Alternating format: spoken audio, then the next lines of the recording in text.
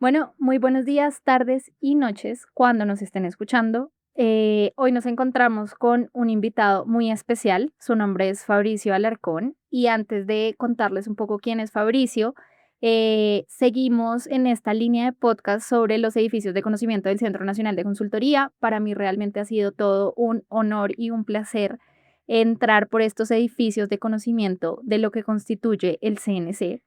Y hoy, justamente con Fabricio, nos vamos a adentrar a uno de los edificios más apasionantes que tiene el Centro Nacional de Consultoría. Vamos a estar hablando sobre el edificio de marca y medios del CNC. Fabricio es el vicepresidente de este edificio, es formado como sociólogo en la Universidad Nacional de Colombia, se ha dedicado por más de 25 años a la medición de audiencias de medios masivos de comunicación. Adicionalmente, ha sido miembro de los comités técnicos del Estudio General de Medios de varias oleadas, de medios de varias oleadas del Estudio Continuo de Audiencias de Radio y el Estudio de Rating de Televisión del Centro Nacional de Consultoría. Durante toda su carrera ha adquirido experiencia en la medición del sector de las telecomunicaciones, realizando evaluaciones de concepto, producto y precio, y hoy en día es una de las voces más autorizadas para entender cómo se transforman nuestras maneras de escuchar, ver y consumir medios en el país. En el día de hoy estaremos conversando con Fabricio sobre el poder de los datos de la audiencia y lo que nos dicen sobre quiénes somos como sociedad. Así que Fabricio, bienvenido. Hola Daniela, ¿cómo estás? Bueno, un honor esa presentación. Muchas gracias. No, el honor es mío de tenerte acá en este espacio. Entonces, pues bueno, adentrémonos un poco en materia. La medición de audiencias no es solo un ejercicio técnico, es casi como una radiografía cultural. Entonces, para empezar por el principio, cuéntanos qué significa para ti el campo de medición de audiencias. ¿Es un tema de números? ¿Es un tema de consumo? ¿Qué es la medición de audiencias? Es un tema de individuos, de reflejar cómo las personas de una sociedad se relacionan con esto que hemos venido construyendo como medios masivos de comunicación. ¿Sí? Eh, las mediciones de audiencia lo que buscan es poner como el otro lado de la moneda, ¿no es cierto? Es muy claro desde el lado de los emisores qué contenidos ponen en el mercado para ser consumidos, pero especialmente en la radio, en la televisión y un poco como eran los periódicos antes en su distribución en papel, pues había una incertidumbre de quién los consumía y cuántos los consumía. Y ahí es donde se abre este campo de investigación que lo que pretende es no solo dar el número de cuántos son, sino de alguna manera establecer quiénes son en términos de su perfil. Eso se vuelve muy importante porque los medios no solo tienen como esta vocación de informar a la población o entretener a la población, sino que han adquirido una vocación muy importante y es comunicar sobre los productos y servicios que están disponibles para esa población, ¿no? Ujú. Entonces, como que el mercado de la pauta se vuelve como un gran ente promotor de los estudios de audiencia, ¿sí? Y pues, se fundamentan y basan un poco sus tarifas de en dónde invierten y por qué invierten en determinado medio, a partir de los números que producen estos estudios, ¿no? Ese es un poco el fin de las mediciones de medios. Obviamente, detrás de las mediciones de medios hay un enfoque sociológico, hay que decirlo, en el que se empieza a entender qué rol cumplen los medios de comunicación en las sociedades, qué tan poderosos son a la hora de difundir no solo los mensajes publicitarios, sino otro tipo de contenidos. Eh, y como rol social, pues también resaltar su responsabilidad no solo ante quienes lo compran, quienes los consumen, sino quienes lo regulan, ¿no? Entonces también hay como un tercer jugador que son los reguladores que están muy interesados en estos números, ¿no? Súper. Y ahí, bueno, cuéntanos un poquito quién utiliza una medición de medios. Mira, hay como dos roles que son muy importantes. Uno es el del programador o broadcaster, ¿no es cierto?, que tiene que juzgar cómo su programación está siendo recibida, si está siendo recibida por quien espera que la reciba, ¿no es cierto? Y qué tan exitosa está siendo frente a otras emisiones, otros contenidos que están siendo emitidos. Ese fin es como muy importante y define muchos de los enfoques que las diferentes casas programadoras, ya sea de radio o de televisión, le empiezan a dar a sus parrillas, ¿no es cierto? Ese es sin duda un uso muy importante. El otro uso es el de los anunciantes. Los anunciantes quieren saber en dónde su pauta rinde mejor, en dónde cumple mejor los objetivos de llevar el mensaje a quien necesitan.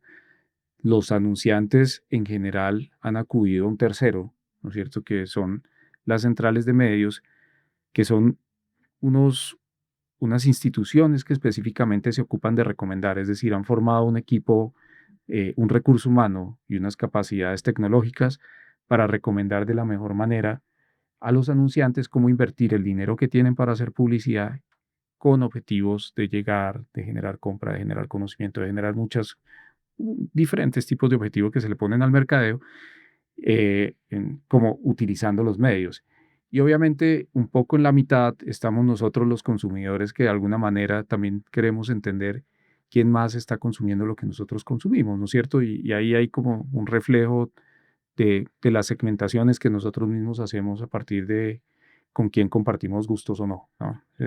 Somos como esos tres los que estamos siendo usuarios de las mediciones de medios. Y en ese sentido, bueno, ustedes cuéntanos un poco cómo recolectan la información, o sea, cómo se hace una medición de medios y, digamos, ya después de que tienen esta información, ¿qué cambia? O sea, ¿para qué lo utilizan? O mira, las técnicas son muy diversas, ¿no es cierto? Y los cambios tecnológicos que ha venido teniendo la sociedad, la digitalización, ha puesto nuevos retos frente a las técnicas. Em, yo creo que el camino que uno recorre ahí no solo depende de como de la técnica que va a utilizar, sino en sí el objetivo que tiene la medición de audiencias, ¿no es Okey. cierto? Ujú. Y del campo de medición que uno quiere, al que quiere llegar.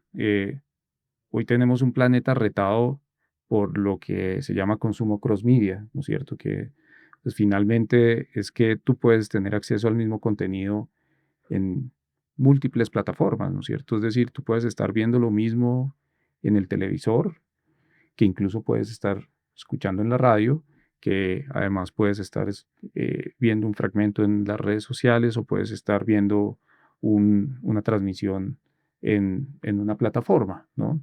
Entonces, eso nos ha retado tecnológicamente, pero en el fondo la pregunta es la misma. ¿Cuántos están consumiendo ese contenido y quiénes son, ¿no? Entonces, las técnicas son muy diversas. Hay como una historia bien larga para contar, ¿no? De cómo el centro se ha ido apropiando de esas diferentes técnicas, cómo ha ido adoptando unas nuevas, e incluso cómo se vuelve pionero en algunos campos para generar unas medidas que estén más, que se ciñan mejor a lo que está ocurriendo en nuestros tiempos, ¿no? Yo creo que ahí es pertinente que conversemos un poquito sobre tal vez los estudios que han hecho a lo largo de los años, específicamente el Estudio General de Medios y el estudio continuo de audiencias de radio. No, yo creo que la historia es chévere y espero no estar alterando tu ruta por esta conversación, porque eh, nosotros cuando empezamos a desarrollar el EGM, que de los contemporáneos tal vez es el más viejo, ya teníamos un camino recorrido amplio en la medición de medios. Y eso es muy importante porque fíjate que de alguna manera hacemos un ciclo en el que nosotros iniciamos midiendo televisión y hoy de nuevo estamos midiendo televisión. Y pues eso exige que yo vaya al año 1977, cuando, pues, digamos, mis maestros en esto de la medición de medios, que son el doctor Francisco Pereira y el doctor Carlos Lemoine, traen una medición a Colombia para decirle al país cómo se estaban consumiendo esos tres canales que había en ese momento, ¿sí? ¿Cuáles eran esos canales? Yo creo que era, eh, ahí todavía no eran Canal A, Canal Uno y Señal, sino eran los anteriores, eran como el Canal 7, Canal 9 y Canal 11, creo que eran, ¿sí? Chévere. Y digamos, esos canales tenían diferentes programadoras y las programadoras tenían programas dentro de esas parrillas que se emitían especialmente en dos de esos canales, el tercero era como un canal educativo. Ellos traen una metodología de Reino Unido que en su momento tenía como una visión muy 360 de lo que estaba pasando en la televisión, basada en una metodología que hoy todavía se usa en el campo de la medición de la radio que se llamaban los diarios de audiencia, ¿sí? Mm, Y fíjate que eso tiene que ver mucho con la época. En esa época, el televisor era un dispositivo que estaba en el hogar, que tenía como un lugar especial en el hogar, no estaba en todas las paredes del hogar, sino era un televisor por hogar más o menos. Tenía una gran caja donde se contenían los tubos y demás que lo hacían operar. Y el diario de audiencia básicamente estaba asociado al dispositivo, es decir, el diario de audiencia se dejaba sobre el televisor para que las personas que estaban viendo televisión fueran diligenciando sobre ese papel, ¿no es cierto?, qué veían y quiénes estaban viendo, ¿sí? Ese era el diario de audiencia y pues cada hogar iba aportando todos los días esa información, se iba recolectando esa información en una muestra representativa de los hogares del país y con eso se estimaba el consumo de televisión en esa época, ¿sí?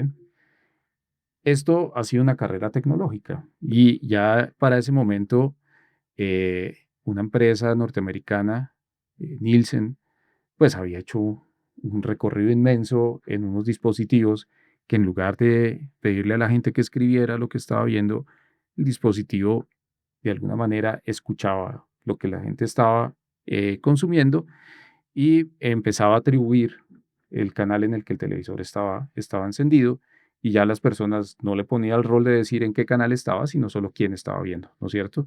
Ese dispositivo ha seguido una línea de desarrollo muy importante, se ha vuelto muy relevante en el planeta para medir la televisión y yo diría que hoy en casi todos los países hay una medición basada en ese tipo de dispositivos, ¿no?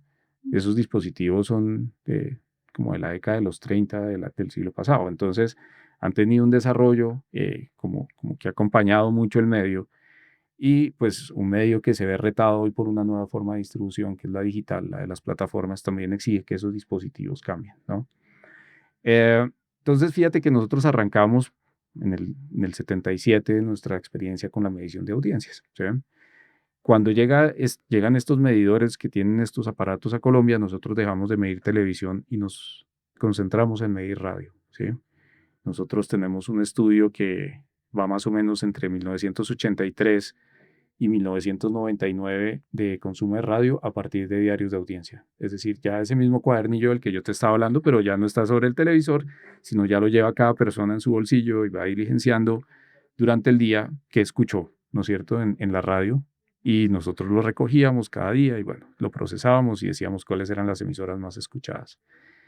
Y ahí en el 99 y un poquito antes, en realidad en el 98, llegan estos jugadores al mercado que se llaman las centrales de medios, ¿no es cierto? Que traían como el interés de ponerle unas bases eh, basadas en datos, ¿no? A las negociaciones de medios, a las negociaciones publicitarias, y traen consigo un tipo de estudio que se vuelve un estudio muy importante para Colombia. eh, este modelo que traemos lo traemos de España, que allá sigue existiendo y es el EGM, ¿no? Entonces, acá se crea una asociación de empresas del mercado publicitario, que es la ASIM, la ujú. Asociación Colombiana de Investigación de Medios, y esa asociación se encarga de hacer el EGM. Nosotros empezamos a trabajar en el EGM en 1999 y estuvimos con el EGM hasta el 2020, cuando la pandemia lo mata, ¿sí? Ahí está como el fin del EGM, pero en esos años, digamos, durante todos esos años, nosotros dejamos de hacer solo 2 veces el EGM, creo que fue 2002 y 2008. De resto, el centro estuvo presente en ese estudio, que era un estudio y sigue siendo un estudio muy relevante para Colombia porque de una fuente única, de una persona, lograba entender cómo se relacionaba con todos los medios, ¿no? Entonces tenía como esa ambición de decir, bueno, tú, ¿cómo consumiste ayer la radio, la televisión? Leíste prensa, estuviste expuesta a las revistas, saliste a la calle, fuiste a cine, y todo eso lo combinaba como en la capacidad no solo de ser impactado por el medio, sino de ser impactado por diferentes medios. Entonces era muy importante como una investigación rectora no solo del consumo de medios, sino también de cómo ese consumo de medios se relacionaba con los intereses de las personas, con los consumos de productos y servicios que las personas hacían. Entonces, una herramienta muy poderosa que permitía crear muchos perfiles de consumidor, ¿no? Entonces, yo me quiero especializar en el consumidor, o sea, que le gusta el deporte, o el consumidor que tiene una vida saludable, o el consumidor que le gusta tomar riesgos. Y eso era como un gran fin que tenía el EGM, haciéndolo de una manera muy responsable, porque hacía una muestra probabilística, se tomaba con mucho cuidado ese campo para que esos datos fueran, eh, representaran muy bien a la sociedad colombiana, ¿no? Me causa curiosidad cómo hacían, digamos, acabas de hablar de perfiles muy específicos. Ujú. ¿Cómo hacían para, definir estos perfiles y además sacar esa muestra probabilística que me estabas diciendo? Yo creo que en nuestro trabajo hay como un gran regalo de parte de las personas y es el tiempo que nos dedican. En Mm, el caso del EGM era una entrevista que en promedio duraba 60 minutos, ¿sí? Y pues tenía unos capítulos que eran muy divertidos, ¿no es cierto? Porque poníamos a ver los logos de todos los medios y pues eso a la gente le llamaba la atención. Y tenía unos capítulos en donde empezábamos a hacer un poco de la radiografía de quién es como consumidor esa persona, ¿no es cierto? Entonces nos íbamos por una serie de 200 productos, categorías de productos que podía consumir, pero después no solo nos quedábamos en eso, sino le hacíamos como unas preguntas sobre qué opinaba o cuáles eran sus percepciones sobre diferentes temas, no solo de actualidad, sino como temas de como de su visión de la vida, ¿no es cierto? mm. Entonces, eso permitía hacer esas segmentaciones y eran, no sé, tal vez 500 variables, yo no recuerdo bien el número, pero tal vez 500 variables que recogíamos en esa hora de trabajo con cada persona y nos íbamos por 18 ciudades del país o 15 ciudades del país, dependiendo del año, y hablábamos con 12.000 o 15.000 personas. Eran unas muestras muy buenas y que obviamente tenían detrás un trabajo muy juicioso de campo, una cantidad de encuestadores y supervisores haciéndolo. Bueno, era una gran salida a campo, ¿no? Era una gran logística la que había detrás de Sí, se la escucha. operación del EGM,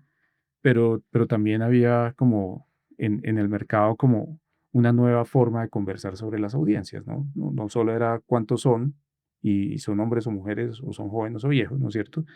Sino era una, como un desdoblar un poquito las audiencias en otras características un poco más psicográficas, si se quiere, ¿no? Entonces, una herramienta súper interesante que digamos, por los cambios tan fuertes que hubo en la pandemia en los consumos de medios, como que tuvo un mal momento y deja de funcionar en el país. Yo creo que todos en el sector la seguimos extrañando, pero no nos hemos podido poner de acuerdo para que renazca, pero era muy valiosa, como herramienta muy valiosa. Ahí, mientras hacíamos el EGM, apareció el ECAR. El ECAR es una herramienta que está entregándole datos al mercado publicitario desde el 2008, ¿sí? Ujú. Em, Aparece como un consenso entre las cadenas de radio y las centrales de medios sobre, sobre algo como importante para la radio, y es que la radio tiene ciclos en el año que deben ser estudiados. Entonces se busca un estudio, el EGM se hacía 2 veces al año, ¿no? Entonces, pues no medía todos los momentos de la radio, eh, la televisión por parte de los meters se medía día por día, entonces esas estacionalidades se dibujaban muy bien. Y a la radio le hacía falta eso, le hacía falta como esto de entender qué pasa en la radio cuando las familias están en vacaciones, qué le pasa a la radio cuando estamos haciendo las celebraciones de fin de año, qué le pasa a la radio cuando están las campañas políticas, qué le pasa a Ujú. la radio cuando hay mundiales, todo eso le hacía falta a la radio y eso hace que se llegue como a este consenso en donde buscamos una investigación que recoja muestra todos los días del año, ¿sí? Y el ECAR ha tenido esa característica, opera los 365 días del año, trayendo información de cómo las personas escucharon radio desde el 2008, ¿sí? O sea, nosotros no paramos en la pandemia, nosotros no paramos cuando hubo digamos, el estallido social. En esos momentos no paramos, mantuvimos el estudio funcionando. Y yo creo que ha sido como una como de los grandes hitos para el mercado publicitario tener esa fuente estable y también como una fuente que ha logrado reunir al sector publicitario. ¿Sí? En general, las centrales lo usan, las cadenas lo usan. Es una fuente que obviamente la radio también está cambiando, ¿no es cierto? Y Mm, requiere una nueva forma de aproximarse a él, pero es un estudio que sigue vigente y sigue dando una información muy importante para un medio que es muy importante para el país como la radio. Colombia tiene una radio importante, sin duda. Si uno la mira el fenómeno de la radio colombiana contra la región, sigue siendo una radio muy importante. Los colombianos se relacionan como de una manera habitual con la radio, tienen unos espacios de consumo para la radio cuando están en sus hogares o cuando salen de los hogares, que lo sigue haciendo un medio, sigue manteniéndolo como uno de los medios importantes del país. Yo creo que en función de eso también hay un grupo de personas pensando en cómo transformar esa investigación. Yo tal vez quisiera hacer énfasis en eso y es que el centro ha aprendido a medir los medios, ¿no es cierto? Tiene unas técnicas para medir los medios, pero sin duda los técnicos que tienen las centrales de medios, los técnicos que tienen las cadenas de radio, las cadenas de televisión, pues para nosotros han sido como unos, sí, unos maestros también en esto. Esa es una conversación muy valiosa para nosotros porque son los que nos incentivan a traer nuevas tecnologías, son los que nos incentivan a saber cómo absorber cambios que ellos están viendo de primera mano dentro de la medición, ¿no es cierto? mm, Muchas veces los consumidores ni se percatan de lo que está pasando, pero desde allá sí hay una visión de qué impacto tiene que yo ahora no solo distribuya mis contenidos por AM o FM, sino que los esté sacando por YouTube o los esté sacando por un streaming. Entonces, esas discusiones nos han alentado a nosotros a estudiar y a ofrecer como unas alternativas nuevas para medir cada uno de los medios. Es una conversación muy rica. Y bueno, ahí digamos que nosotros teníamos una aproximación y no habíamos dejado de ver cómo se consumía la televisión, pero sentíamos que había como una posibilidad nueva de involucrar datos en la medición de televisión. ujú. Tú cuando leíste mi perfil hablaste de que he tenido como una cercanía al sector telco y en esa cercanía al sector telco nos habíamos dado cuenta que la nueva forma de distribuir la televisión cerrada, la televisión, lo que nosotros le decimos televisión por cable, Ujú. ya no iba por ese cable, ahora iba por conexiones de Internet. Y esas conexiones de Internet dejaban un trazo muy claro de lo que se había consumido, ¿sí? Y pues nos pusimos en la tarea de rescatar esos datos de las bodegas en donde estaban Uy, guardados y empezar a procesarlos. Y pues fíjate que hoy, 10 años después, 10 años después de que empezamos a procesar los primeros datos, hoy tenemos ya una medición que está siendo muy útil para esos clientes de los que te hablé ahorita, ¿no? claro. Cuéntame, bueno, o más bien cuéntanos, ¿qué ha aprendido el CNC en esta trayectoria? O sea, ¿cómo si es que se ha transformado, asumo que sí, pero no conozco esa historia, radio, televisión, la manera que consumimos radio y televisión desde, pues, que nos estás contando? No, yo creo que ahí hemos tenido una visión privilegiada de la transformación digital de la sociedad. Digamos que las, las velocidades en las que se han transformado los medios y los momentos en que lo han hecho son diferentes. Pero estas herramientas que te comento han sido como unos testigos clave de cómo la digitalización de la sociedad empieza a afectar esas formas de consumir, ¿no? Tal vez el primer medio en donde nosotros empezamos a sentir eso con mucho rigor fue en la prensa, ¿no? La Mm, prensa que se distribuía en papel a partir de suscripciones, venta en la calle, un poco después la distribución gratuita en la calle, ¿no es cierto? Tal vez fue la primera que puso en paralelo en unas páginas web el mismo contenido que tenía en el papel, ¿no? Y eso empezó a generar un cambio impresionante en términos de una población que de manera incipiente empezaba a consumir Internet, ¿sí?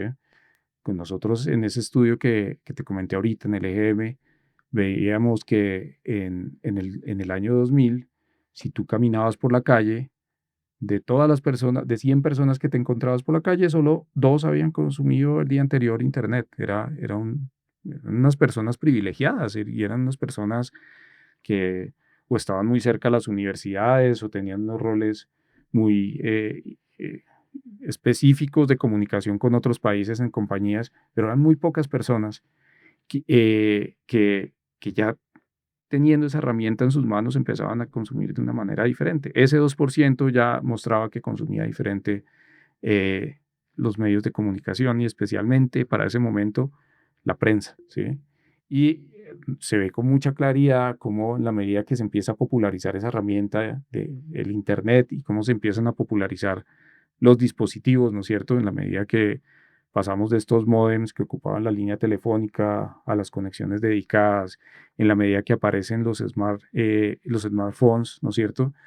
Ese cambio empieza a sufrir también empieza a alterar de una manera muy importante la forma en la que los colombianos se relacionan con la prensa y empiezan a generar un balance incluso a veces difícil de administrar para el mismo mercado publicitario entre quienes consumían digitalmente los periódicos y quienes los consumían en sus versiones en papel, ¿no? Entonces ahí uno empieza a ver todas estas tensiones que provoca la transformación digital, lo difícil que fue para los medios establecer los paywall, todo eso nosotros lo vimos, Sí. ¿no es cierto? Pero fíjate que es una historia que uno puede contar casi desde el año 2000, de cómo los primeros que hicieron esa transformación fueron los periódicos, ¿no?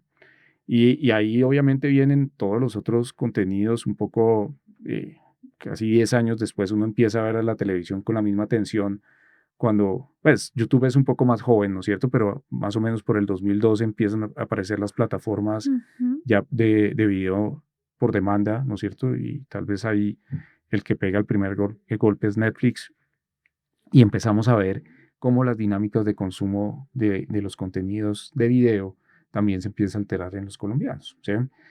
Y entonces esa sin duda es una visión privilegiada de la transformación digital y como unos grandes campanazos de alerta sobre que también las metodologías se deben adaptar a esas nuevas realidades, ¿sí? Y ese es como el gran trabajo. Y de hecho, mm, buena parte o una explicación muy importante de que nosotros hoy tengamos el estudio de apropiación digital, ese edificio del que hablaste con Carlos Esteban, viene de esa experiencia que nosotros recogimos en el EGM, de entender cómo se estaban dando esos cambios de hábitos a partir de la digitalización, ¿sí? Entonces, pues son cosas que se empiezan a conectar sin duda y que nosotros empezamos de alguna manera, aprovechar, ¿no es cierto? Cuando todo ese rastro digital que empiezan a dejar los colombianos en términos de los consumos de sus medios de comunicación, empiezan a ser útiles en las estimaciones de audiencia también para nosotros, ¿sí? Antes de pasar un poco a la conversación del futuro, o sea, pues más enfocada en todos los temas digitales y hacia adelante, yo siento que es muy importante que conversemos sobre el consumo de medios en Colombia, pero pues dado que ustedes tienen una vasta cantidad de datos desde otras ciudades, porque siento que hay veces desde ciudades principales como Bogotá o de pronto Medellín, digamos, estamos todos muy digitalizados, o si hay muchas personas que de pronto escuchan radio en el carro, no sé, tú eres el que conoce esos datos, pero la realidad colombiana es mucho más extensa. Nosotros todavía somos un país bastante desigual en acceso a tecnología, en apropiación tecnológica. Entonces, ¿cómo es hoy Colombia en el consumo de medios en el sentido amplio? No sé, ustedes tienen información de muchísimos municipios, consumimos igual en Bogotá que como de pronto se hace en María la Baja o como se hace en, no sé, Albania, en La Guajira. No, sí, sí, digamos, todo lo que tú planteas en la pregunta es una afirmación correcta. Digitalmente, somos muy desiguales. No todo se explica por la conectividad, que eso también es muy importante. Es decir, con que lleguen las conexiones a un municipio no se alteran Ujú. esas capacidades para hacer ciertas cosas en Internet, ¿no? Entonces, pues lo que nosotros vemos sí es un país muy diferente, ¿no? Un En país consumo de en medios. consumo de medios. Mm. Eh, Tal vez la explicación básica es que las capacidades digitales empiezan a alterar los rumbos de los consumos de medios también, ¿no es Mm. cierto? Es decir, obviamente hay unas cosas de infraestructura. Si yo tengo la capacidad de conectarme a Internet, ¿no es cierto? Si tengo las habilidades para crear mis cuentas, mis perfiles y en algunos casos generar pago, pues probablemente voy a llegar a estos consumos por demanda, ¿no es cierto? pero obviamente esos consumos por demanda han tenido como una cronología en donde quienes arrancan en general son las personas de las grandes ciudades, las personas que están en los niveles socioeconómicos o que viven en los niveles socioeconómicos más altos, las personas con mayor escolaridad. eh, Ahí sigue habiendo una brecha entre hombres y mujeres, donde los hombres se apropian primero de estas herramientas. Los jóvenes en general se han apropiado más rápido de estas tecnologías, ¿sí? Entonces, cuando tú empiezas a mirar, eh, por ejemplo, población rural de mayores de 55 años, pues la velocidad en la que están recibiendo estos cambios es muy diferente a la velocidad que lo están recibiendo los jóvenes en las grandes ciudades. Y en ese sentido también hay una Colombia que es muy grande, ¿no es cierto? En general, la mayoría de estudios se han concentrado en medir la mitad de la población colombiana, ¿sí? Es en esa otra mitad de la población colombiana, pues hay unas formas diferentes de consumir, ¿sí? Y hay explicaciones que son como absolutamente claras, ¿no? Nosotros en una ciudad como Bogotá, en 7 de cada 10 hogares podemos tener televisión cerrada. Cuando tú vas a los municipios pequeños del país y en la medida que están más alejados de las grandes capitales del país, pues vas a encontrar que la relación es la inversa. Es muy probable que ni siquiera alcancen el 30% de hogares con televisión cerrada en esos municipios. Y obviamente eso provoca una forma de consumir muy diferente a las Mm. ciudades. Si tú tienes 7 de cada 10 hogares conectados solo a la TDT o a las señales analógicas de distribución de la televisión, pues lo que hace es que seguramente van a estar concentrados en un set más pequeño de canales que quienes están conectados a las 200 señales o a los 200 canales que le entrega la televisión cerrada.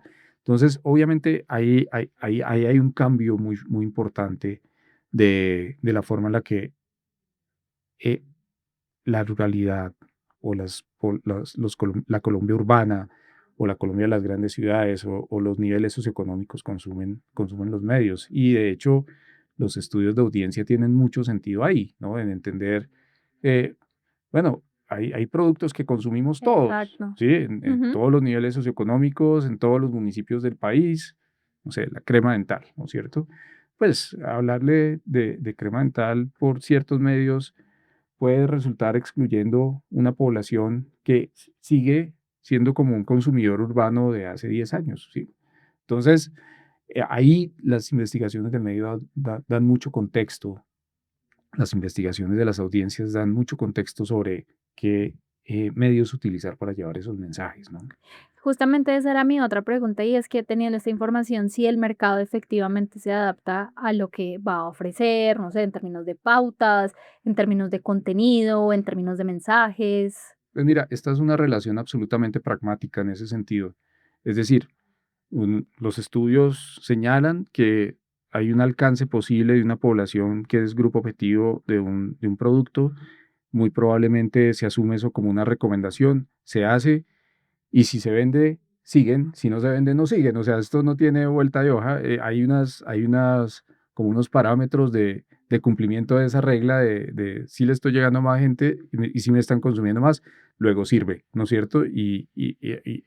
Digamos, en eso yo diría que las áreas de mercadeo de mercadeo de las empresas que generalmente se encargan de estos, digamos, de segmentar esas pautas, son absolutamente conscientes de que deben provocar una conversión, ¿no? De que deben generar ventas. Bueno, súper. Ya para enfocarnos un poco más como en la sección final de esta conversación, quiero que retomemos el tema de la digitalización, el tema de las nuevas tendencias para consumir medios. Tú ahorita hablaste un poquito de plataformas de streaming en vivo, de pues contenido que podrían sustituir de alguna manera la televisión, el tema, no sé, de estas plataformas para escuchar música. ¿Cómo está recibiendo, pues ya hablamos cómo está recibiendo el país esto, pero lo quiero ver desde el otro lado, es decir, los que producen contenido, cómo se están adaptando, y ustedes pues también qué han visto, qué highlights nos puedes dar. No, mira, yo creo que es muy claro que los productores de contenido se han dado cuenta de que hay unas audiencias, y es como, Ujú. como innegable. el crecimiento de las redes sociales, las horas de dedicación a las redes sociales, la cantidad de usuarios de video on demand que hay en el país. Esas son como unas realidades que son como innegables. Y obviamente en los estudios de medios pues se ve que hay una migración hacia allá, ¿no? Sí, Ujú, para eso también estamos, digamos, no siempre estamos afirmando que los medios masivos de comunicación siguen creciendo, ¿no? Están enfrentando unas tensiones que los obliga también a transformarse y a empezar a generar contenidos para esas plataformas, ¿sí? ujú, Y yo creo que todos lo están haciendo, es decir, hoy eh, las emisoras de radio, por ejemplo, eh, tú ves si ya una emisora de radio no es un estudio donde solo hay micrófonos, también hay cámaras, ¿no es cierto? ujú. Y eso mismo que tú estás escuchando en el AM o en el FM, lo estás encontrando en YouTube, ¿no?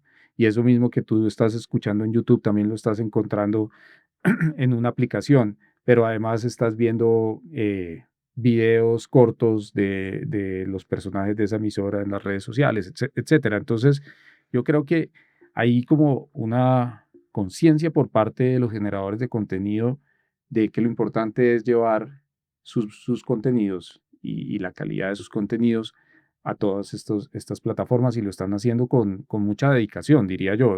Hay como unos planes muy concretos de que esas audiencias que se han cultivado por tantos años bajo como unos rituales de consumo o de información o de entretenimiento, pues se sigan disponibles en esas plataformas cuando tú les estás dedicando ese rato de tu día a esas plataformas, ¿sí? Entonces, yo diría que esa es una transformación que se está haciendo sin duda. Unos entraron temprano y hoy están sacándole más jugo, otros están entrando, otros seguramente van a entrar, pero el enfoque hacia allá está, ¿no es cierto? Ahora, yo creo que también hay una conciencia de que lo tradicional no se debe descuidar porque sigue siendo muy importante, ¿no? Es decir, nosotros hoy hacemos una medición de televisión que estima el consumo en 43 millones de colombianos, ¿sí? Wow, Que es muy, muy interesante porque es muy eso harto. sí, es Esto casi es casi todo el país. el 80% de la población del país, ¿no es cierto? Y muy impresionante decir que de esos 43 millones de colombianos a las 8 de la noche hay 12 o 15 millones de colombianos consumiendo al mismo tiempo televisión, ¿no? Sigue siendo un medio muy importante. Ujú, Digamos, sobre eso no cabe duda. Entonces, los contenidos que se siguen produciendo para esa televisión lineal siguen siendo de altísima calidad y sin duda de relevancia para lo que ocurre en el país y para lo que de alguna manera a través de esas producciones o de esas noticias representan una identidad colombiana, ¿sí? Entonces ahí la televisión sigue estando, la radio sigue cumpliendo un rol muy importante. Nuestras mediciones dicen que básicamente 7 de cada 10 colombianos en algún momento del día consumieron radio, en algún momento del día de ayer consumieron radio, ¿no es cierto? Entonces son medios que sin duda son masivos, ¿no? Pero estas otras plataformas son como unas nuevas formas de distribución donde también han surgido unos nuevos actores en el mercado publicitario que pues, se vuelven competencia, ¿no es cierto? Pero en donde yo creo que todos tienen conciencia de que hay que estar. Y ahí es donde nosotros debemos asumir un rol en el que esa promesa de medir el consumidor cross media se haga realidad. Y todos estamos trabajando para eso. Hay unos países que están más desarrollados y han hecho unas cosas muy interesantes eh, en términos de generar unos paneles seleccionados aleatoriamente muy poderosos en donde mides todo lo que está consumiendo un individuo, ¿no es cierto? Digitalmente o tradicionalmente. Eh, Hay otros que estamos optando por encontrar en el rastro digital la respuesta, ¿no es cierto?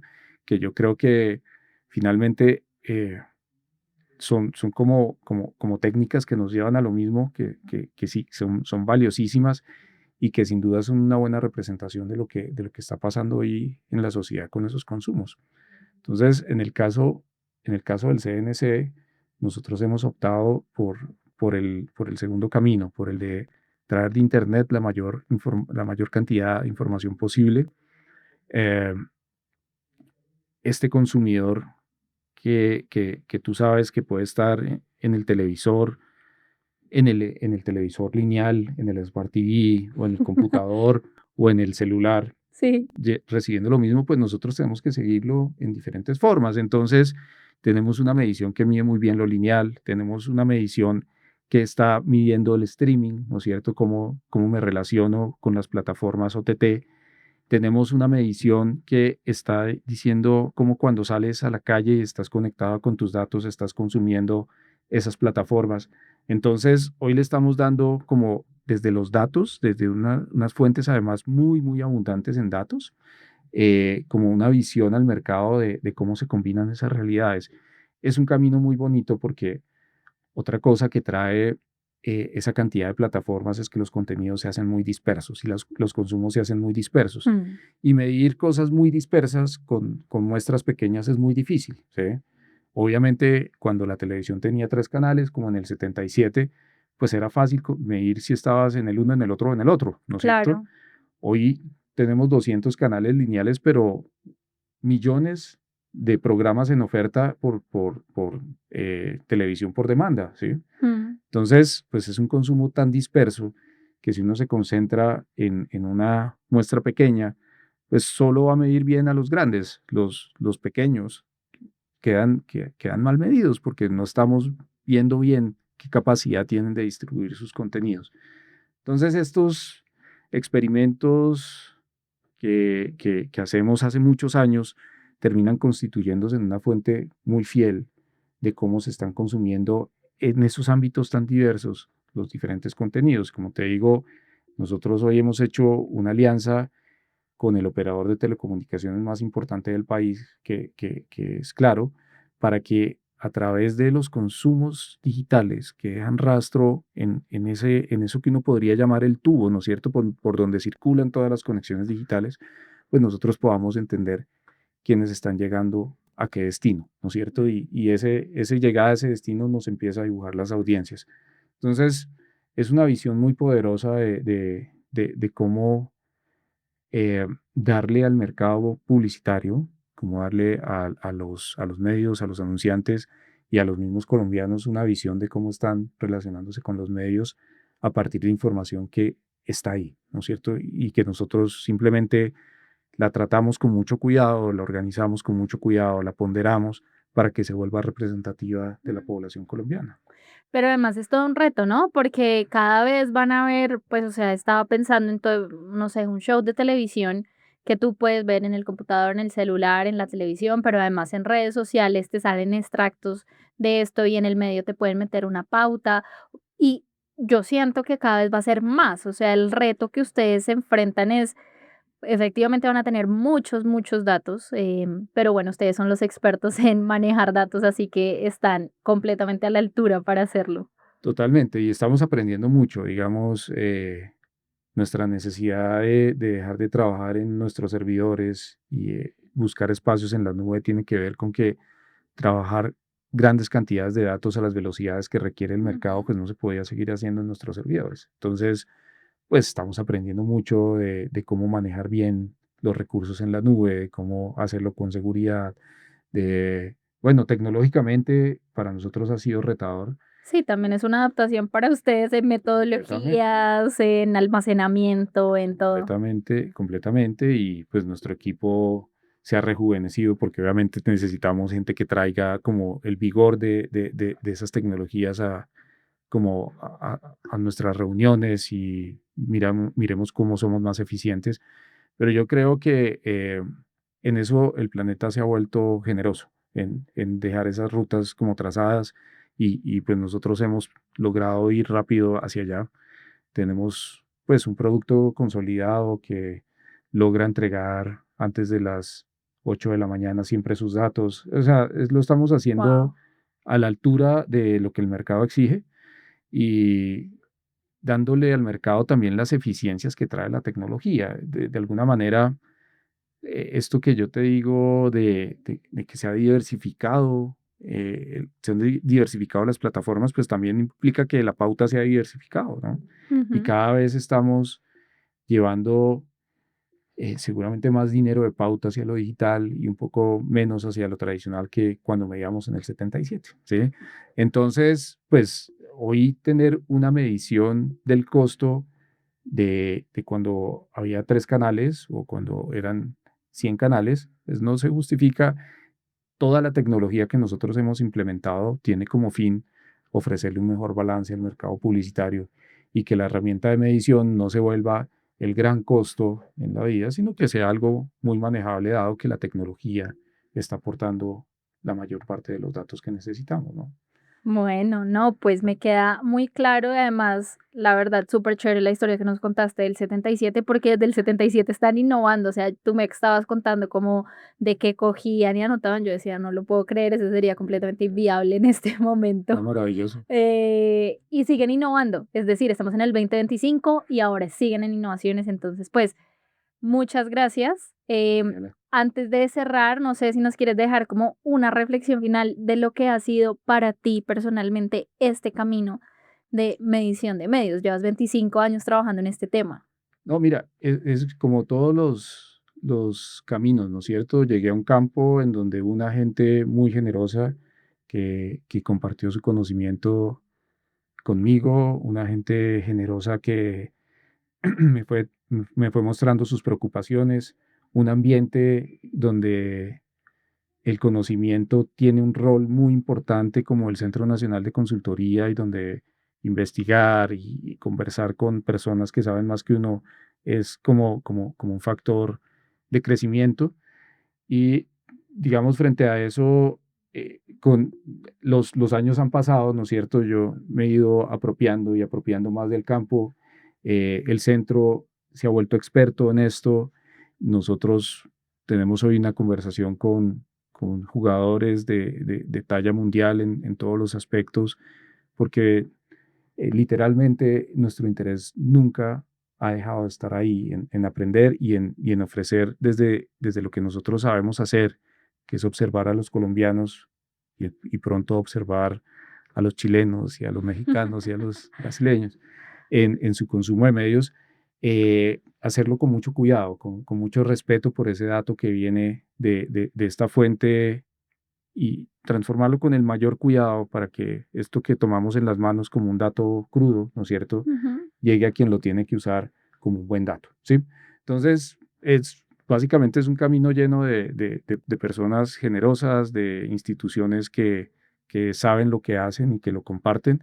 Y nosotros, como Centro Nacional de Consultoría, pues, nos hemos puesto en una posición siempre de, de cuidado y responsabilidad frente al rol que tenemos en este mercado, que es un rol pues, sin duda importante y necesario, ¿no?